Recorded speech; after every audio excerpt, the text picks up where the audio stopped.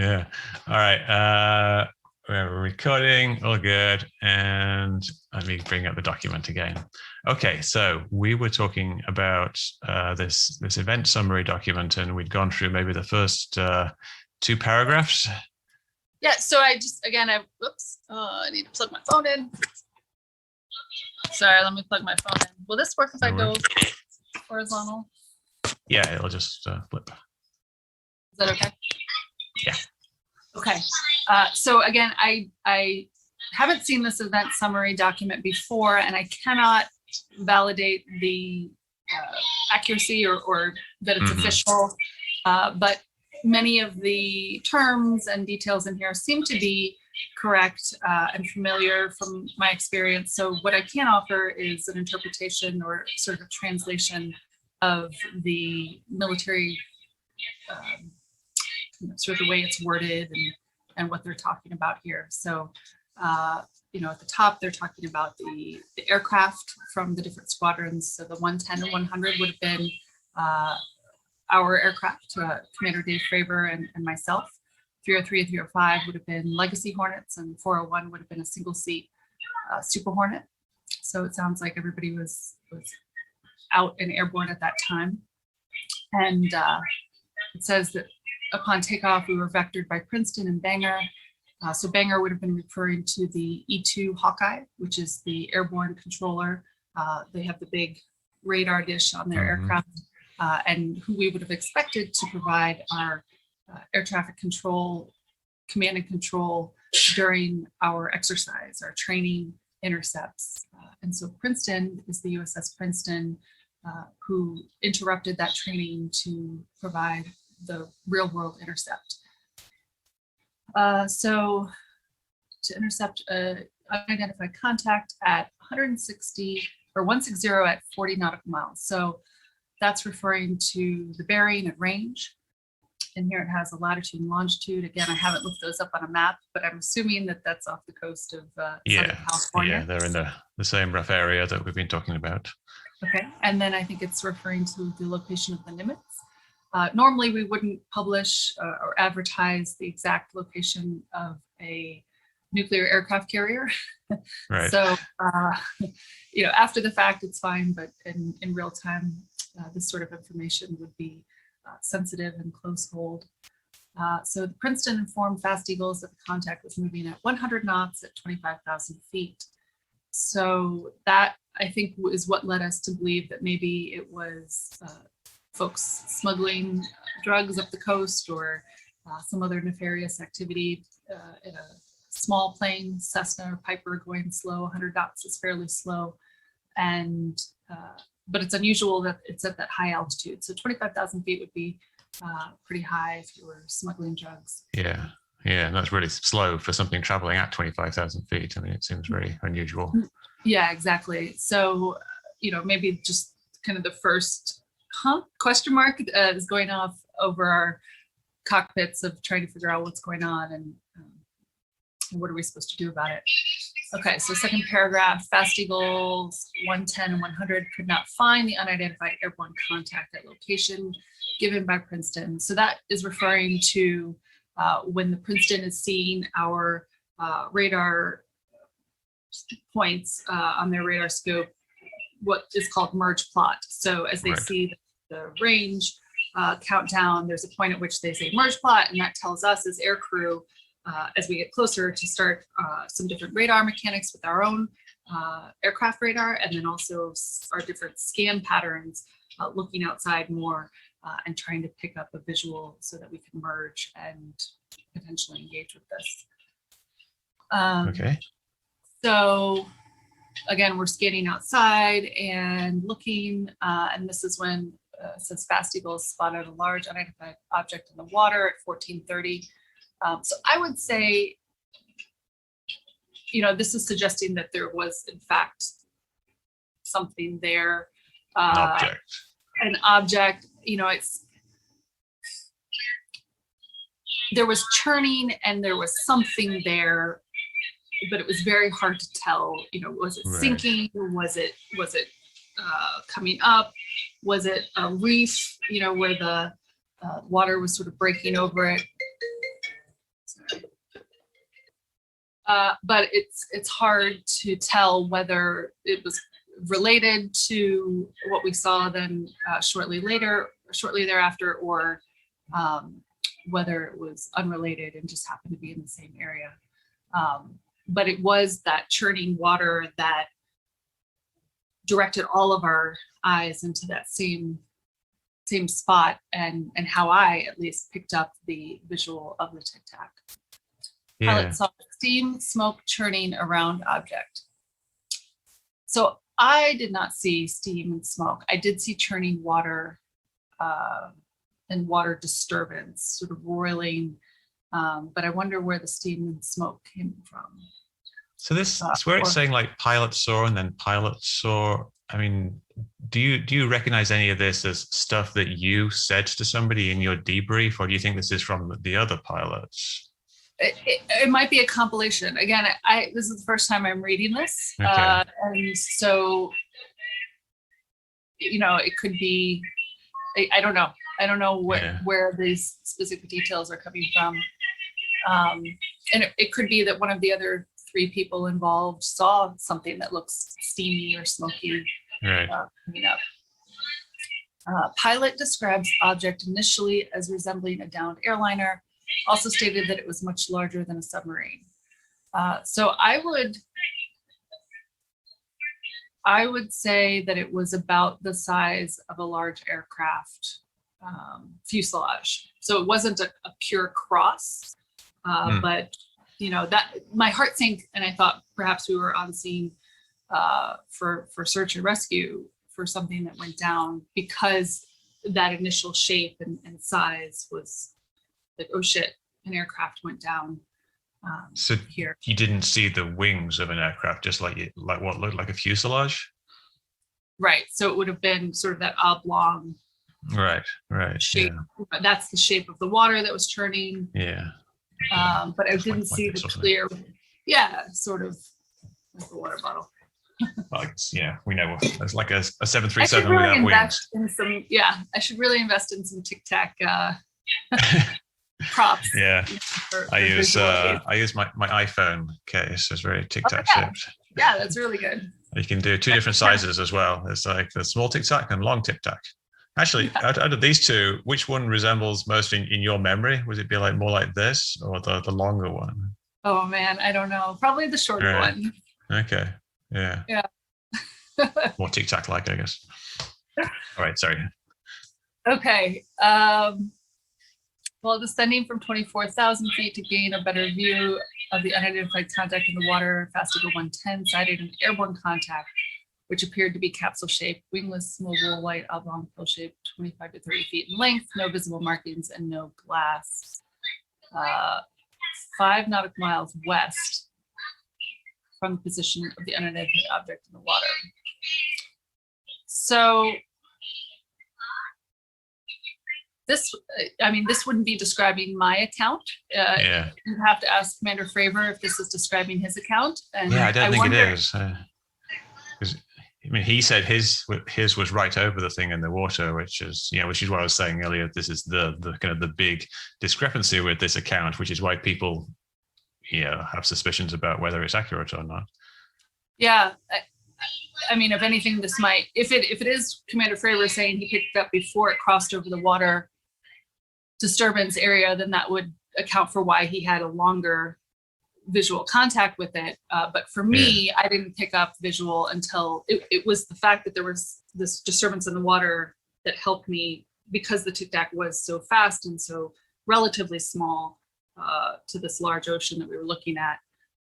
If it hadn't been for the roiling water, I don't know that I would have been able to pick up the visual.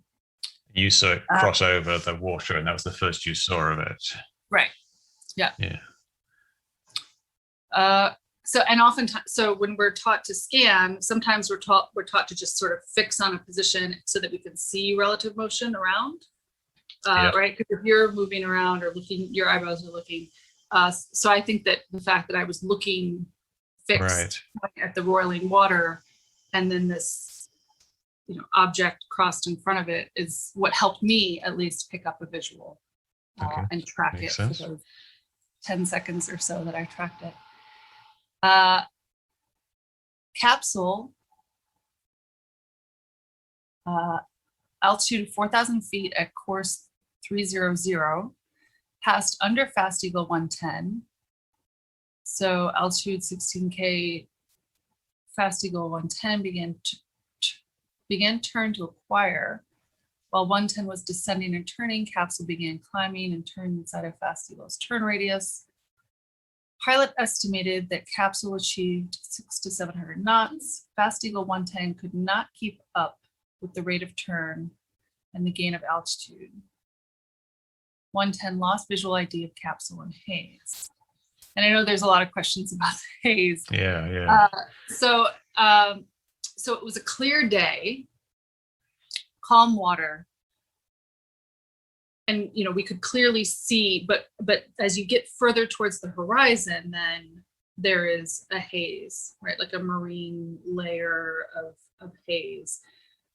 And so I don't know how else to describe it than to say, like, the further off you get, the less crisp and clear the picture. Yeah, no, I know. I think they just But get hazy. I mean, that's in photography we have dehazing where you take that out, and so it's just as things get further away, they're dimmer, essentially, lower contrast, like you say. Yeah. So, yeah, that's.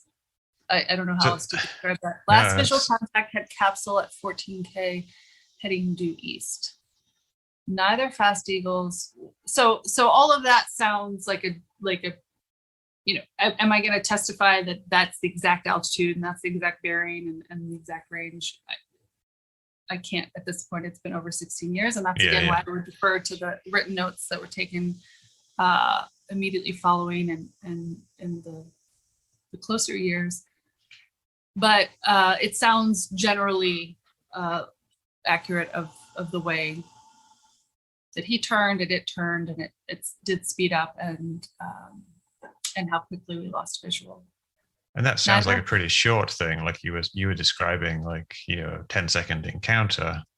Yes. And what is described in that paragraph where he began turn to acquire, from there to losing visual ID. Could that all fit in 10 seconds?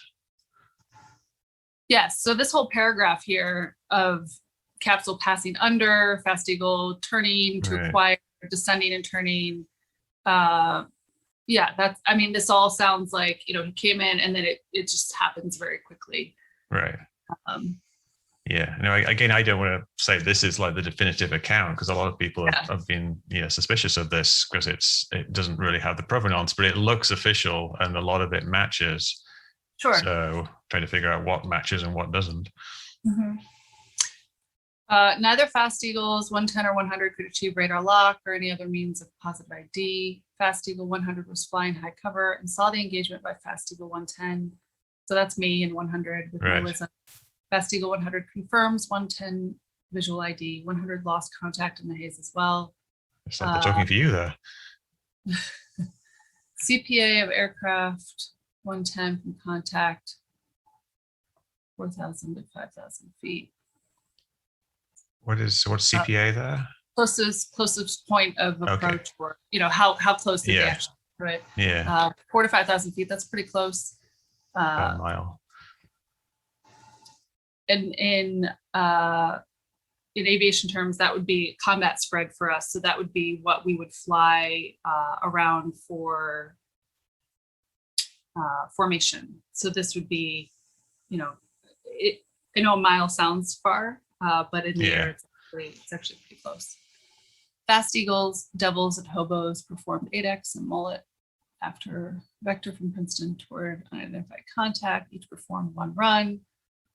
Fast eagle VID 2 groups. So, I mean, that all sounds like a normal report wrap up. Right. So that, again, I can't confirm and validate this as being official, but these little details that are included make me think it at least appears to be including the kind of detail that would be included. included here, and they also include, so Raven would have been our EA6B, the Prowler. So this is basically talking about the exercise that carried on after this encounter. Did you participate then in exercise afterwards, or did you return back after the encounter? Or no, there was the going to the cap point. Yeah, so they're saying that we performed one run. So at this point, the concern would have been fuel. Yeah, we would have, with this divert and pulling around, we would have spent a lot of the gas that we would have needed for these training runs. But it looks like we were able to get at least one run off. I'm sure that none of us were really in the mental, it wasn't quality training. Right. Yeah, it must have been very distracting, obviously, because you just had this whole variety of things that you thought were happening, and then you get to carry on. But I guess that's good training in a way, because it's everything you have to do in the real world. So they talk about, I think Fravor talks about it, like the objects appearing at the cap point, and you talking about that on the radio. Do you remember that? Yeah, so as soon as we lost visual, we would have said, we did say on the radio, and I don't know who in the flight said it, if it was Commander Fravor or his Wizzo or my Wizzo, but somebody said, lost contact, do you have a hit? Basically asking the controllers, do you see we've lost visual? And that's when the controller said something to the effect of, you're not going to believe this, but it's at your cap point. Right. So that would have been on the other side of the airspace, and didn't make sense in terms of a time distance problem of how it would have done that. So either it was supersonic and able to get there super fast, or it dropped off and something else popped up at the cap point that had the same radar signature. Again, I'm not qualified to make that analysis or to provide those details, but what they saw was our tic-tac disappear from our point of engagement and then reappear at this pre-briefed cap point that we were supposed to use for our training exercise. Do you remember when maybe in the debrief or whatever afterwards, them talking about tracking it after you got to merge plot and it coming down to the water? Because if it started out at 25K and there was at a low level, would that give them separation so they could tell that you were still up high and it was down low? Did they even detect that, or is that possible to detect? So I don't know if that was communicated. When I picked up a visual of the tic-tac, it was very low. Yeah. So it was right above the water, and it's definitely not up at 24,000 or 25,000 feet where it started off. In this you would have been at 25,000 feet there, because you would have come in at what you thought was co-altitude, or would you have above or below it? Again, I'd have to look back to those reports that were taken in terms of what was our specific altitude, but 20-ish thousand feet would have been what we were transiting at. That's sort of a max conserve for fuel, and so the intercept, if you were trying to intercept something, do you try to intercept it at the same altitude, or do you come above it, or like in this case? It depends. Yeah. Okay. Right. It depends. Yeah. We probably would have come in 20,000 feet-ish if we were expecting it to be at 25. We'd like to look, depending on the conditions, depending on where the sun was, depending on what would give us a better chance at the merge to take advantage of the environmental factors. It all depends. Yeah. So, you talk about the report and your debrief. That's obviously the best thing to go to. But is that available anywhere? Do you have a copy of it, or is it accessible in any way? Yeah.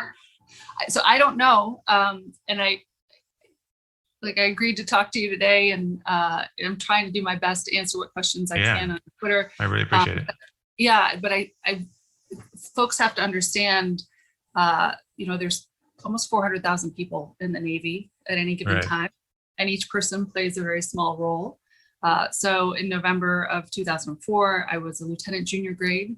So there's ensign, lieutenant junior grade, and lieutenant. So I wasn't even like a fully trained, sort of competent,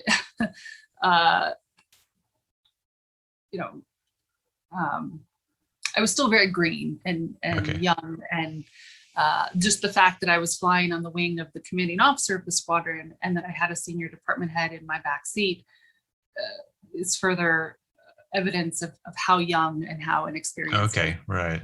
So you were in training essentially with them. Right. So I was brand new to the squadron, and I was, just trying to land safely on the ship and get brilliant at the basics before getting really into the more advanced tactical and technical things. Sure. Yeah. So that's just a glimpse into who I was when this event happened. But then even after it happened, even though I have been asked to provide debriefs and to go before Congress and talk about this, I don't have this global situational awareness to the event. I wasn't sitting at the Princeton radar scope at the same time that I was flying the F-18. I wasn't in the E-2 at the same time. I had this very small sliver of eyewitness experience and testimony, and that is now over 16 years old. And then I'm not entitled to a bigger insight or explanation. So when folks ask me what's the status of the report, or where are these other technical details, and why can't we have access to all of these other, where are the tapes, all of that stuff, that's certainly, I hate to say it's not my job, but it's not my place to have access to all of those things. And I'm also not motivated to seek them out. So that's the other thing, is that there are folks like you and many of these good people who are on UFO Twitter who are intensely motivated. They just have curiosity and this drive to figure out this puzzle, and know if, I have respect, and I admire your tenacity, but it doesn't scratch that part of my brain. And so this happened to me in November 2004, and it doesn't define me. I don't identify with it. It has haunted me ever since, in that folks like you and other curious or concerned citizens have sought me out. Investigative journalists have, found me and asked for information, but I don't go around trying to investigate it further myself, or try to convince others, that I saw something that day. As a military officer who was in a government aircraft, who was on taxpayer time, I feel a duty and obligation to respond to these inquiries with what info I can provide, but I don't feel like I'm part of the hunt, if you know what I mean. Sure. I know you're not looking for it yourself. Yeah, and I really appreciate you doing this. And the reason I suggested we record it, and if it's okay, I want to just publish it unedited on YouTube, is just to save everybody time. I mean, it saves you time having to repeat the same things over and over again, and it saves other people time having to trying to track you down. So I know a lot of people were curious about what you thought about this report, and of course, like the slightly more technical details about what you remember, the nerdy stuff like actual velocities and directions and headings and locations and things like that. So I guess the more we can get out in one interview, the less reason people have to bother you in the future, hopefully. So there's nothing else I think to talk about with this particular report. And we were talking on Twitter again over the last couple of days about the differences in the time recollection. Like, and you recall the whole incident from merge plot essentially as taking around 10 seconds. I think you said originally 8 to 10 seconds. But then you talked to Fravor and he described what seemed like a much more leisurely encounter, but essentially it seems starting at the same time. So it's kind of hard for people to reconcile those two things. And of course, you just have your recollection, and he just has his. But do you think there's a way of kind of slotting in what you perceived into what he perceived, like it being at the end of it, obviously, with the way? Yeah. So, I mean, again, I was in the wingman position. I was in -2. So, we have 2 aircraft, and my role as the junior pilot, the inexperienced pilot, was really to hang on and not lose sight of the lead aircraft that was piloted by Commander Fravor. So, the merge plot is a kind of a nebulous space. The Princeton is calling or counting down the range to when we might see a visual, but there isn't a hack on the clock in terms of, okay, now is when you are directly,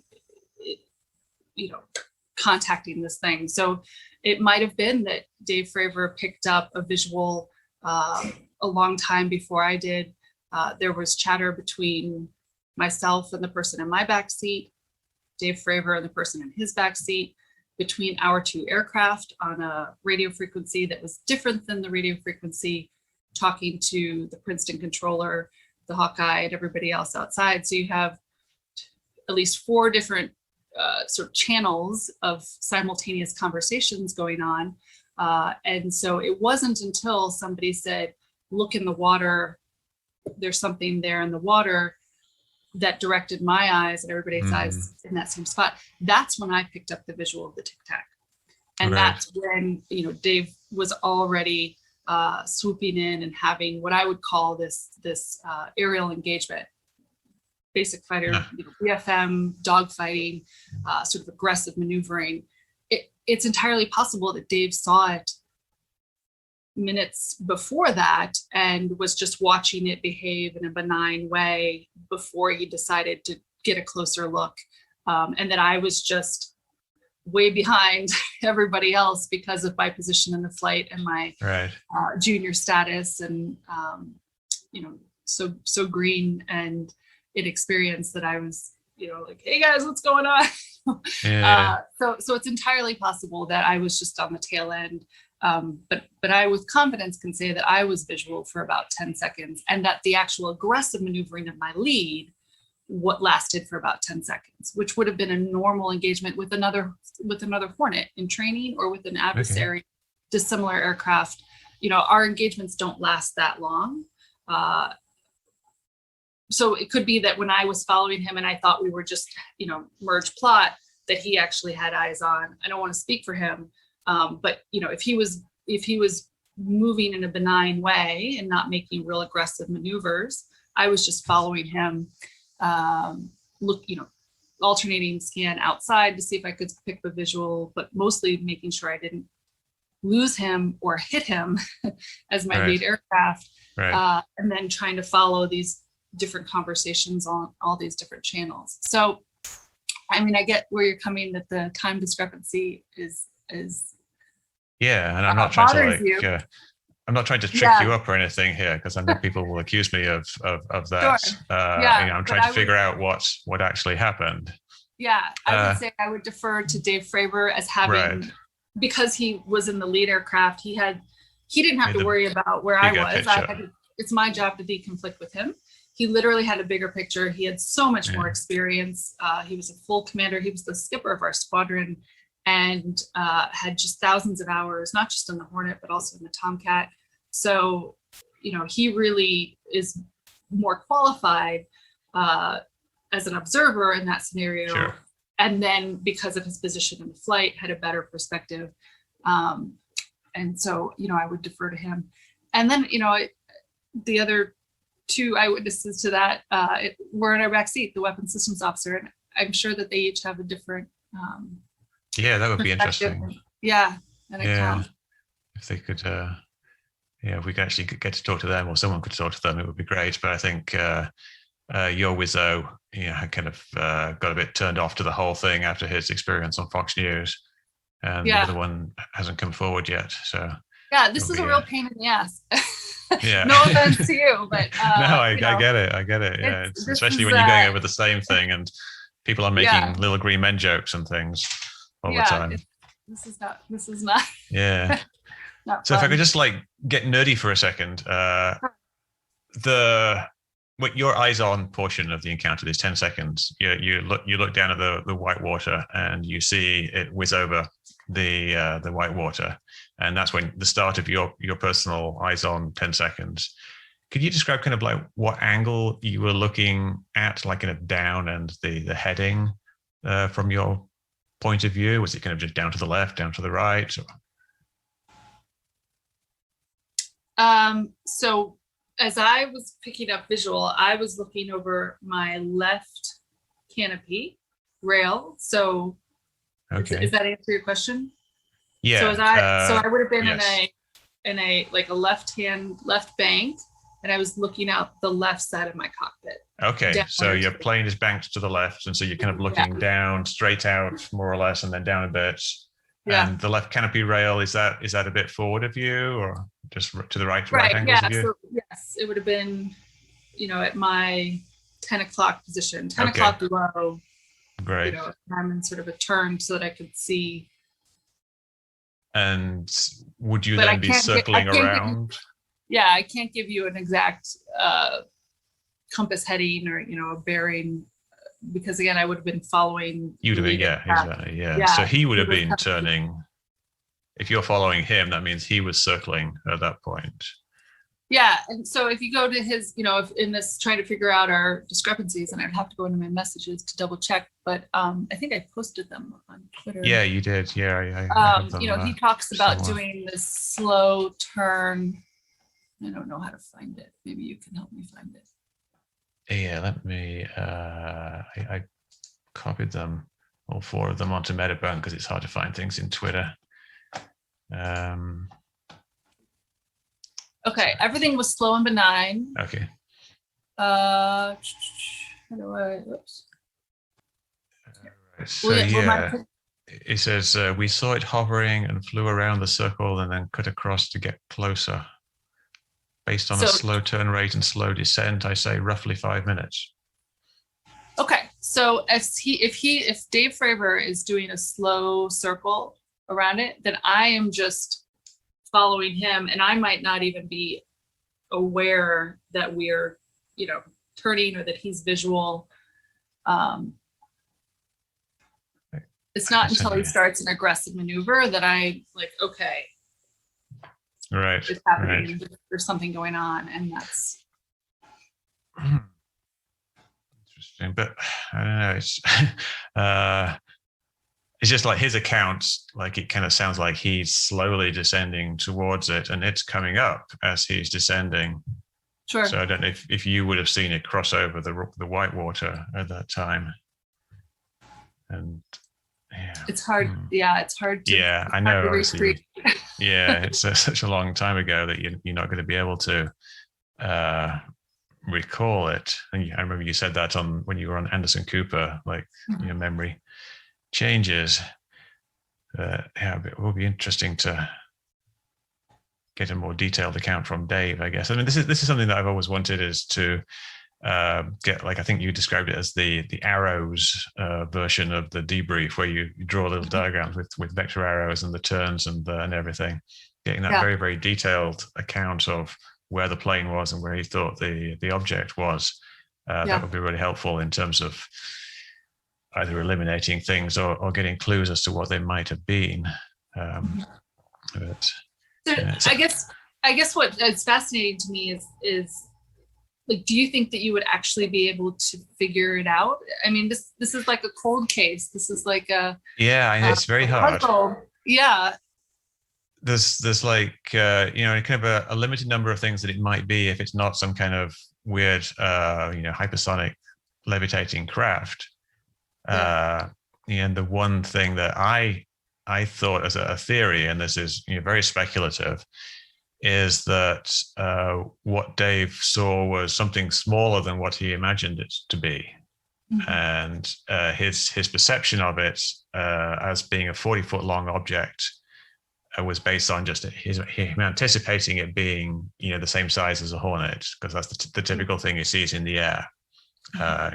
And he says in that report, like 20 to 35 feet, which is different again. But say he thought it was 40 feet wide, and it was actually 20 feet wide, long, and then that would give him this kind of illusion of it being twice away as he thought it was. And then if he was kind of descending to it and he thought it was down by the water, when it was actually kind of halfway between him and the water, when he descended towards it, it would look like it was coming up, even though it wasn't really moving. If it was something like, say, a 20-foot long target, to like a tow target, like a target balloon or something like that from San Clemente that got loose or something like that. Mm-hmm. And then when he goes around the circle, if he's going around something that's in the middle of the circle, it's not really moving, but he thinks it's twice as big, it would look exactly like he's going around it like this. Yeah. And then when he cuts across the circle, he thinks it's over here, he cuts across, and then it looks like it's whizzed off because he thinks it's done this, when really he's just done this. Yeah. But obviously that's very speculative, and your perspective, of course, is from above from the same thing, but then you only saw the 10 seconds of it, which to you seemed like a very intense encounter. Yeah. And so my theory, and stop me if this sounds completely crazy, is that you're seeing kind of like a similar illusion from different angles, like because you're just getting this 10-second brief encounter with no longer frame of reference, and he's got this more continued illusion of distance. So what I'm doing here is, with talking to you about it, is trying to get more info about whether that's even possible at all. Yeah. Something just fell off the shelf. Sorry. That's strange. So defies the laws of physics. Yeah, it's a poltergeist. So does that just sound ridiculous to you, that theory? It doesn't. And again, I'm not wedded to any particular theory. I have in all of these interviews and all of these folks who have reached out to me, they say, what do you think it is? And I say, I have no idea. I have no idea what it was. I had no idea. I mean, I did come back to the ship on November 14, 2004. And for a minute it was pretty hot. I thought, were we vectored into some sort of live training range? And what we saw in the water was a submarine, and what was coming up, the Tic Tac, was some sort of surface to air or subsurface to air missile. And I was pissed. I thought it might not have been intentional, but it was certainly negligent to vector us into a live training airspace. But then I was reassured that it was not a blue system, that we didn't have any subs in the area, and have been reassured many times since by the folks that are in the Pentagon, as part of the Office of Naval Intelligence, ATIP, and UAP task force over the years, that know that was investigated and that's been eliminated as a possibility. So that sort of reassures me that it wasn't a safety of flight issue that was self-induced by our own bumbling or negligence. So other than that, I haven't had any theories. I have an engineering degree as an undergraduate. I went to a math and science academy for high school. So I do like to have sound science backing up anything that I endorse or that I press believe on. And by the same token, I don't think that we, as a, I don't think that we have discovered everything that is to be discovered and unraveled all of the mysteries. I think Fermilab actually just recently announced something that was theoretical, but now they have a new force of nature that they announced that they proved in the lab. Force. Yeah, exactly. So I think it would be incredibly arrogant of us to say we know everything and there's nothing left to discover. but I don't know whether what we saw November 14, 2004 was something new to discover, or whether it was some natural phenomenon, whether it was some human activity, whether it was some adversary, sneaking up on military exercise. So again, part of this engagement, part of why I agreed to talk to you, or why I'm, talking to folks on Twitter or doing some of these interviews, is to reduce the stigma. Sure. So that when folks see something strange, they will come out and report it up the appropriate channels. Maybe not necessarily have a debate on Twitter or a podcast on YouTube, but there's actually channels. So FAA, Federal Aviation Administration, has a page in their FAR aim manual. It's with my other stuff, but it's this big, thick flight rules and regulations. And there's a page for, what to do if you see a UFO. And I don't know that many people, I don't know if when you were doing your flight lessons, if you were introduced to that, but I was not, and I never saw any in my very short flight training. But yeah. I mean, you can Google it right now. If you just Google FAA, FAR, FARAIM, and there's a phone number to call. And I would say, if you see something, no prank calls, but if you see something real, call. And there's also a DoD flight information handbook, the FIH. Where if you see something strange, and it doesn't have to be aerial, it could be on the ground or in the water, we have these official reporting channels so that we can, maintain national security, national defense, especially in a post 9/11 world, that strange things, I think that even if people were watching 9/11 unfold, they were probably like, this doesn't make any sense. What's going on, right? This using commercial airliners to crash into towers, and it didn't fit anyone's paradigm. And so again, speaking up to say, hey, if you see something weird, don't just keep it to yourself, or don't be afraid that people are going to ridicule you or make fun of you, or aggressively debunk. And we should be curious, and we should all work together to look for answers. And I totally agree. And when I talk about like UAPs, I always raise the point that there's very real issues to do with any kind of unidentified object. Like your encounter is obviously a very real issue, and not something to be dismissed. I mean, really, the Navy wants to figure out what went on, and I'm sure they tried. They showed you it wasn't was it a blue operation? Where they was friendly exercises. Has anybody suggested things that it might be that aren't advanced technology, like other ideas that sound at all plausible to you? I mean, I've heard most of them from UFO Twitter. Right. Again, I don't follow it. I don't lie awake at night thinking about it. I think that we are, that this is past an opening, that we're not going to get any more information. The other eyewitnesses might be able to provide a bit more to the encounter and help clarify the timeline, but I don't think we'll get closer to identifying what it was that day. Sure. I think if that was possible, that the folks in the Pentagon would have done that by now. What the other thing that I hope, besides reducing the stigma, is that we collectively do better about gathering more and better evidence. So whether it's having an actual gear kit of camera and recording devices and sensors, not just for military, but for average Joes who go out fishing for the day, or go out camping someplace where there's clear skies, something where we all wring our hands and say, why isn't there better footage, or why is this just a grainy little black and white thing? Yep. Well, everybody's got a smartphone in their pocket, but I've been driving a lot recently, driving cross country. If I'm driving 80 miles an hour down the highway and I see Bigfoot on the side of the road, it takes me a minute to get my phone out and to get the camera function on and get the car slowed down or do a U-turn. And by the time I get back there, Bigfoot's wandered off into the woods.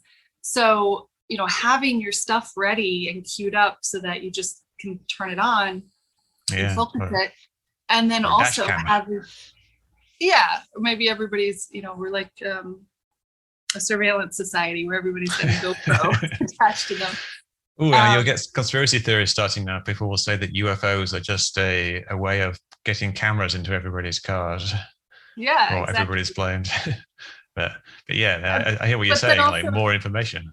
Yeah, more being able to collect the information, but then also a way to debrief it. So having standardized protocols for the debrief. I'm getting asked so many great questions now that I wish people would have asked me on November 14th, 2004. Yeah, I wish so too. Or November 16th, right? But if we had this sort of template where we could say, these are all the questions you should ask and answer after one of these encounters. And here's the database that you submit it to, where it can all be, compiled and analyzed. I mean, it's 2021. If Amazon can tell me what I want to buy today before I even know I want to buy it, if they can read my mind with their algorithms and their tools, then I feel like we should have a clearinghouse to collect and analyze all of these incident reports. Well, I know there are some initiatives to do that. There's a thing called Sky Hub, where people are trying to standardize kind of an installation of equipment that has a full Sky camera and a pan-tilt zoom camera that automatically records things in the sky that look anomalous, and then use some kind of AI to filter out the false positives, and then just hopefully you'll get just the actual UFOs if they're out there. So the people are doing it. Great. So that's, it's just very good. You're gonna sign up for it. I know they would like your endorsement because they're I think some of the people you might have heard of from the Nimitz, like Gary Voorhis and Kevin Day, are involved in it. Okay. So anyway, is there anything else you want to kind of share with everybody that you don't need to repeat over and over again, that you want to get out there? Questions that people ask you all the time. Stop asking. I would just, again, I'm here to say that I'm just a normal person, and I had this small encounter. I never intended to be talking about it 16 years later, especially on national TV or trending on UFO Twitter. But I would say that, there is no big conspiracy, that it's not some dark military program to try to manipulate the population, that the folks who are working on this program are actually spending more time now answering their FOIA requests than they are in actually doing their jobs, collecting and analyzing the reports that are anomalous. So I would say, give them a little break and let them do their jobs, and be patient with the report. And I'm sure that it will be underwhelming in many ways. I feel like a lot of the characters that are so enthusiastic about this, it's like they appreciate the anticipation more than they will actually enjoy the release. I fear that might be the case. We'll see. I don't have any insight, but I'm sure that there will be a lot of churn after the report is released. And again, if there's anything I can do to just reassure folks that trust and confidence with the military and folks who volunteer. We're an all volunteer force. So if you raise your right hand and you take an oath to support and defend the Constitution, and there's a bond there that we take very seriously. Right. Yeah. So if there's follow-up, I look forward to that with you. Thanks so much for the civil conversation. And, thank you very much. Good luck. Lots of people will find it. Well,